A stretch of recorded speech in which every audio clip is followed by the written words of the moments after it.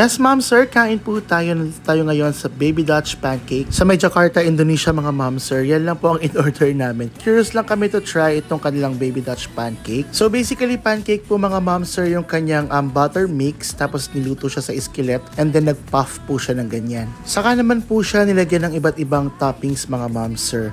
Meron pong mga options for savory. Tapos, meron din pong dessert type na toppings. At yung savory nga, mga ma'am, sir, ang ating itirinay. Ito nga po yung kanilang salmon Caesar salad yata ito, mga ma'am sir. Yung dressing at yung kanyang salad on top muna ang ating husgahan, mga ma'am sir. Masarap siya at hitik na hitik sa fresh salmon. Generally maganda yung idea para ka lang kumakain ng crepe, pero may kunat na taglay yung kanyang butter mix kapag ka naluto na. Tapos freshly served siya, mga ma'am sir, kaya masarap. Nagbalance yung alat ng salmon salad sa yung konting tamis ng pancake. Yun lang, mga ma'am sir, this is your Mark. Maraming salamat. Enjoy!